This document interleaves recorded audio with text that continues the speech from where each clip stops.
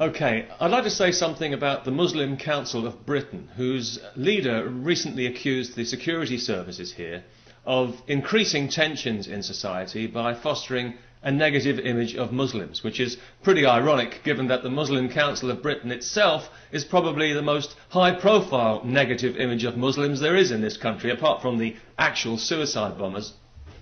Of course, there are various ways that you can increase tensions in society, not least people who constantly push for unwarranted religious privilege and who issue lists of demands that would impose Islamic values on every school in Britain.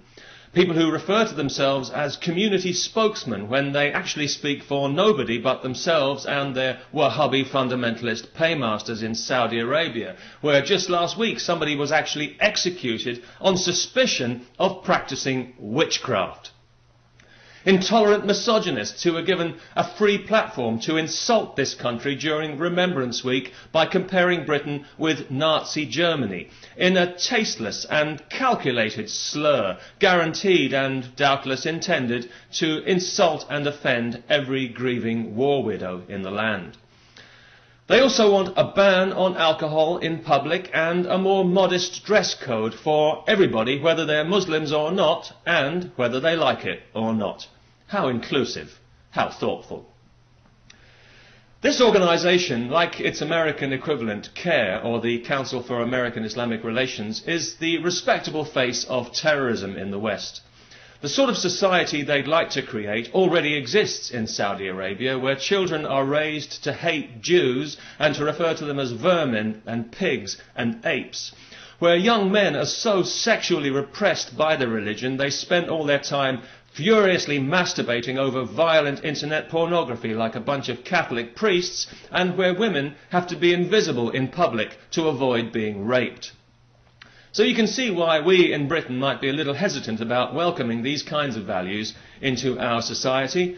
But of course this hasn't prevented our spineless government from pandering to these fanatics at every opportunity, most recently promising state funding for hundreds more Islamic schools, thus encouraging segregation and separation in society and sowing the seeds of conflict for future generations to have to deal with. They might as well be putting lead in the water supply, and they know it. Because it would be easy to blame this on misguided political correctness, but this is actually cynical political opportunism. The truth is, the Muslim vote is just too important to lose in places where the Labour Party needs to win. So, as usual, they're happy to inflict long-term damage to achieve short-term ends. They even gave a knighthood to the previous leader of the Muslim Council of Britain, despite his public pronouncement that death was too good for Salman Rushdie.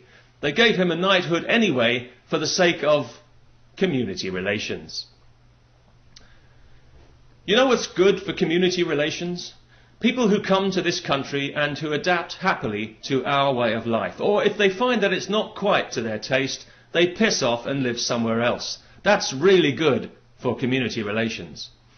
If you don't like how we do things in Britain, get out. You weren't invited here and you're not wanted here. And please don't lecture us on moral values. When you can't even bring yourselves to condemn stoning as a punishment, it's clear that yours is the morality of the caveman.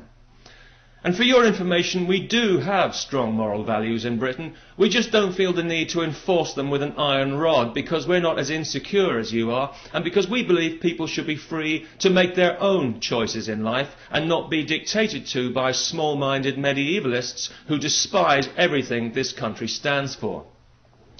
And by the way, this has got nothing to do with immigration. Let me make this very clear. I welcome immigration to Britain. I think that, within reason, I think it's a healthy thing for the economy. I think it's a good thing for the country. This is about religion, and only about religion. So, to any white supremacist morons out there who think that they can latch on to this video in the way they've attempted to with some of my previous videos, go and take a piss on a live electric rail, because I am not your friend. I'm your enemy, and I'm proud to be your enemy, just as I'm proud to be the enemy of every creepy islamofascist on this planet, because you people are two sides of the same coin, and it's an evil, worthless, poisonous currency that I want nothing to do with. As for the Muslim Council of Britain, If you insist on shoving your religion into people's faces all the time, you shouldn't be surprised to get it shoved right back at you. Because that's how we do things in a free society, and if you don't like that, you know what you can do. The people of Britain know damn well that the reason for tensions in our society is nothing to do with the security services or the police, and everything to do with the activities of people like you, the true enemies of Muslims in this country. Because every time you open your mouths, you make things worse for Muslims. You increase the tension, you increase the resentment, and this is deliberate on your part because you want Muslims to be in conflict with people all the time in an attempt to intimidate us into allowing you to impose your narrow beliefs and your barbaric values on our society. Well, you can whistle up your sawn-off trouser leg for that one, my friend, because it's not going to happen, not now, not ever. And as for accusing us of being like the Nazis, well, that really is pretty rich, when it's clear that if people like you ever did achieve the kind of universal power that you crave, there would be another Holocaust. And everybody knows it.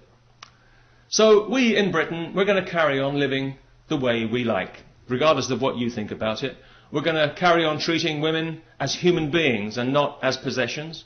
We'll drink alcohol in public if we damn well feel like it, regardless of your sensibilities, and we'll walk around dressed any way we choose. And you might as well get used to it, because if you don't, you're going to have a miserable time here, because you're always going to be in conflict. And, well, maybe that is what you want. But I don't think it's what most Muslims want.